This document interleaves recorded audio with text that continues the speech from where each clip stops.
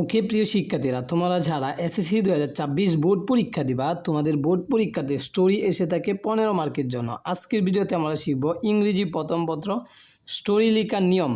তোমাদের অনেকগুলো স্টোরি থাকে, তার মধ্যে তুমি একটা স্টোরি মুখস্থ করো নাই অথবা মুখস্থ করছো 1-2টা, পরীক্ষাতে কমন আসে নাই, তাহলে তুমি কি করবা ভাইয়া? এই যে স্টোরির নিয়মটা দেখছো, ফরম্যাটটা এইখান থেকে শুরু করে এই পর্যন্ত তুমি লিখে দিয়ে আসবা, তাহলে তুমি স্টোরিতে ইনশাল্লাহ 15 মধ্যে 10 এবং 12 পাইবা। তো অবশ্যই তোমাকে কী করতে হবে? এই ফরম্যাটটা, স্টোরি লেখার নিয়ম ফরম্যাটটা মুখস্থ করতে হবে। তো চলো আমরা দেখি।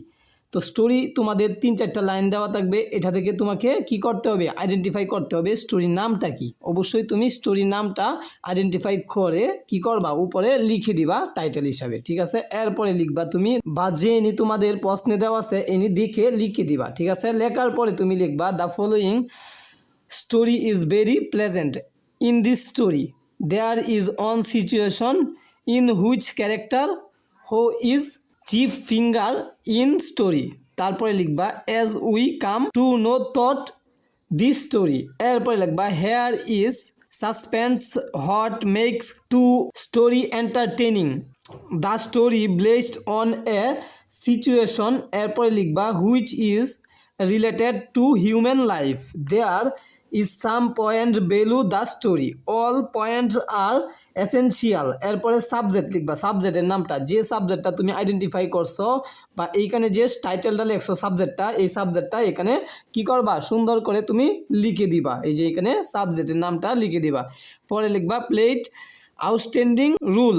এরপরে লিখবা হি বা সি, যদি পুরুষ থাকে তাহলে হি লিখবা, যদি মহিলা থাকে তাহলে সি লিখবা। লেখার পরে লিখবা ওয়াজ হাইলাইটেড এজ, তারপরে হিরো অথবা হিরোইন লিখবা, এরপরে অফ দিবা, স্টোরি নাম দিবা। কি করবা? এইখানেও স্টোরির নাম দিবা, ঠিক আছে? দেওয়ার পরে তুমি কি করবা? গল্প অনুযায়ী কয়েকটি লাইন পারলে লিখবা। গল্প অনুযায়ী তোমাদের যে গল্পটা আসছে স্টোরিতে, এই গল্প অনুযায়ী কি করবা? কয়েকটা লাইন তুমি এখানে লিখে দিবা, যদি পারো। না পারলে তো নাই, কিন্তু পারলে অবশ্যই কি করবা? লিখে দিবা, তাহলে ভালো মার্ক পাইবা। এরপরে দেখো the above story was really interesting and it thought us for our day to day life.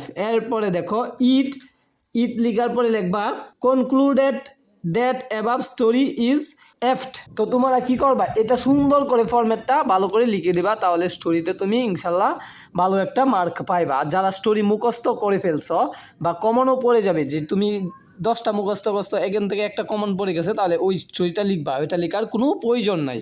আর যদি কমন না পড়ে ভাইয়া, তাহলে তুমি এটা কি করবা? লিখে দিয়ে আসবা। তো আশা করি তুমি বুঝতে পারছো। এইভাবে প্রত্যেক পরীক্ষার সাজেশন পেতে, সকল ফরম্যাট পেতে আমাদের চ্যানেলটা সাবস্ক্রাইব দিয়ে রাখো। সকলকে ধন্যবাদ।